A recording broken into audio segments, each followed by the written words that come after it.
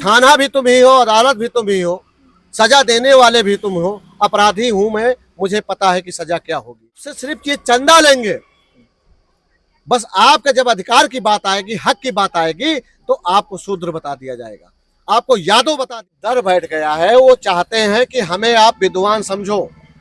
क्या पिछड़ा विद्वान नहीं हो सकता? कैसे हो सकता है?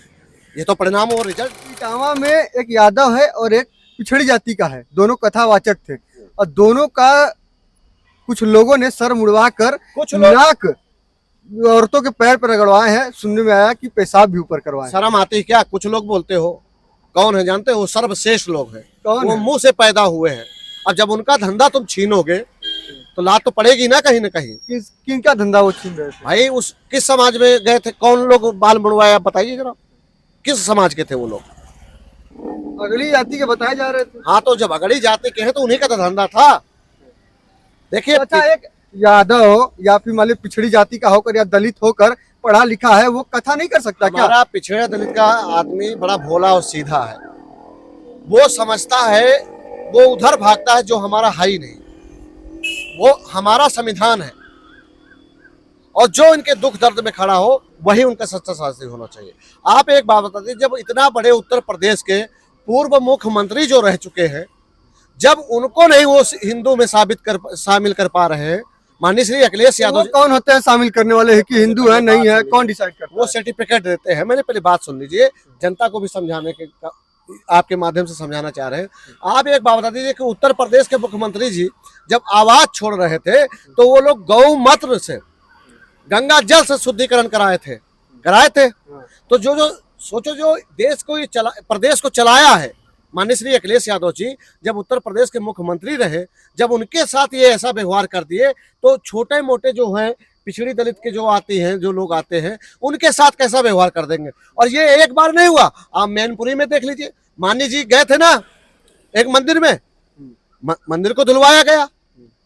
तो आपसे सिर्फ ये चंदा लेंगे, बस आपका जब अधिकार की बात आएगी, हक की बात आएगी, तो आपको शूद्र बता दिया जाएगा, आपको यादव बता दिया जाएगा, आपको फलाने बता दिया जाएगा। तो यादव हिंदी नहीं होते हैं?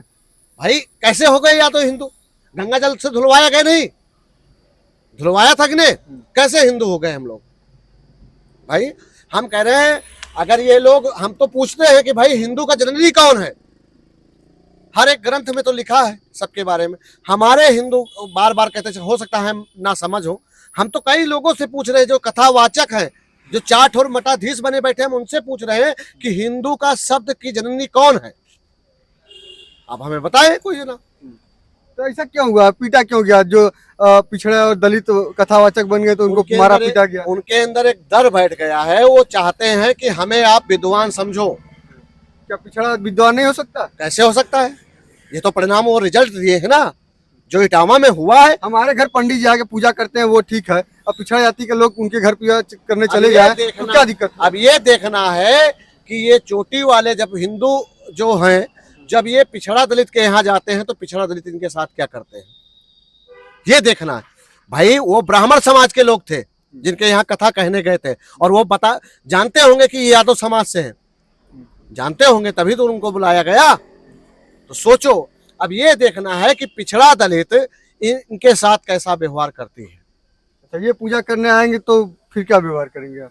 अब वो तो पिछड़ा दलित जाने, पहले बात तो इनको बुलाए ना, क्यों बुलाना है इनको? हमको भाई हम लोग खुद अपने पंडित जी लोग ठेका लिए यार पूजा कराने, कैसी बात कैसे ठेका ले लिए? कौन सा ठेका? नहीं कहते हैं कि हम ही पूजा कराते हैं, दूसरी जाति के लोग कराएंगे तो यही बाल छिलवा के मारा जाएगा, नाक रगड़ाया जाएगा औरतों के पैर पे। देखिए, जो ये घटना की है, पहली बात तो ये संविधान को नहीं मानते हैं। अगर ये संविधान को मानते होते तो ये पुलिस बुलाते हैं, मगर ये संविधान विरोधी लोग हैं, ये मनु को मानने वाले लोग हैं, और मनु का मानने वाला संविधान को कभी नहीं मानेगा। अच्छा, और मैं बता रहा हूं, अगर जो ये घटना किए हैं, अगर उनके ऊपर कार्रवाई नहीं हुई तो आंदोलन के लिए तैयार रहे। पुलिस ने भी उनको ऐसे ही बस व्यक्ति बता दिया है, कथावाचक उनको नहीं बताया या फिर पूजा पाठ करने वाला नहीं बताया, बस बताया कि दो लोग हैं, उनके साथ मारपीट हुई है। भाई पुलिस किसकी होती है?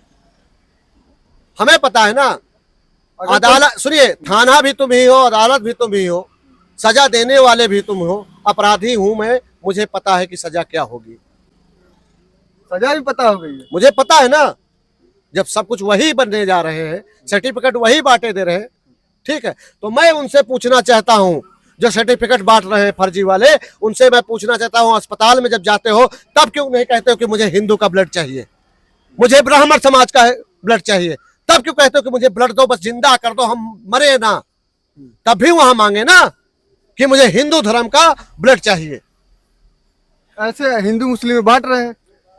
वो रोटियां सेक रहे हैं हमारे पिछड़े दलित के लोग, कुछ लोग समझदार हो गए हैं, कुछ लोग हैं, इस घटना से हमें लगता है वो भी समझदार हो जाएंगे।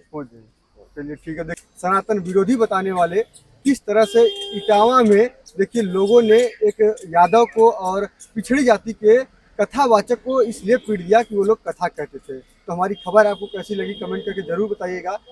बहुत बहुत धन्यवाद।